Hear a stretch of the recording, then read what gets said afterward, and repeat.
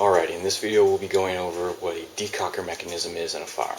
Here we have two pistols with decockers, an HK USP, which is hammer fired, and a Smith & Wesson Walther SW99, which is striker fired. To fire a cartridge, the primer at the back of the round must be crushed by a firing pin or a striker. To do this, they are held against a compressed spring in the action, which is released by the trigger mechanism. When you pull the trigger, that spring expands, pushing the firing pin or striker forward into the back of that primer, crushing it, which then detonates the powder. A decocker is a mechanism that allows you to release the spring tension on the cocked hammer or striker without allowing them to reach into the chamber and reach the round. For example, on this double action USP, I can cock the hammer either with my thumb or manually by racking the slide. This now puts the hammer under spring tension. Once it runs forward, it's going to strike the firing pin is going to move along the slide and reach the back of the round to fire it. By using the decocker, I can pull down on this lever at the back of the frame, the hammer drops, the trigger resets, but the round doesn't fire. The decocker internally prevents the hammer from reaching the firing pin and then reaching into the chamber to fire the gun. On the striker fired SW99, I can cock the striker by racking the slide. You can see that the striker is cocked by the cocking indicator at the back. That's the back of the striker. By pushing down on this button on the top, that's the decocker, the spring tension is released. You see the striker has disappeared into the action of the gun, but it's internally prevented the gun from firing. There are several reasons why you might want to decock a firearm.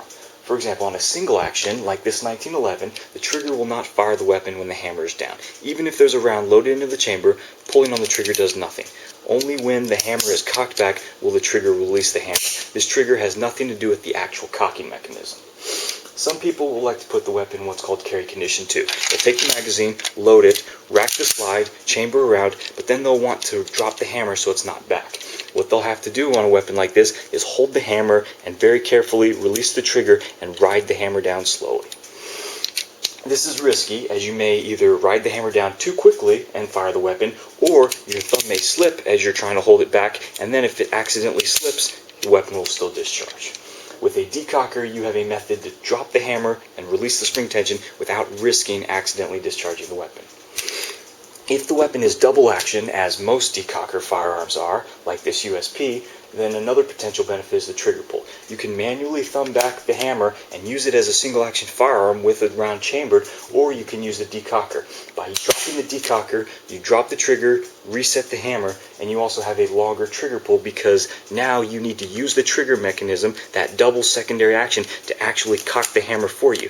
By that extra pull and that extra compression of that spring, the trigger pull weighs much more.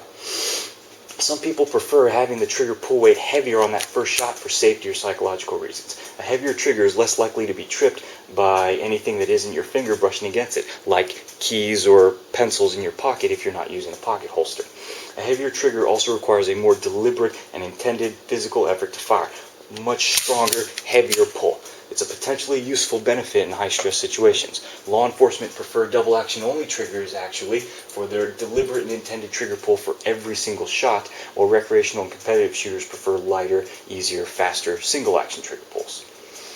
And that is what a decocker mechanism is on a firearm. If you have a decocker on any of your firearms at all, watch my video on how to function test a decocker. I'll show that the mechanism, like any other mechanical linkage, can fail, and if you don't test it, you might actually use your decocker intending not to fire your weapon and have it discharge.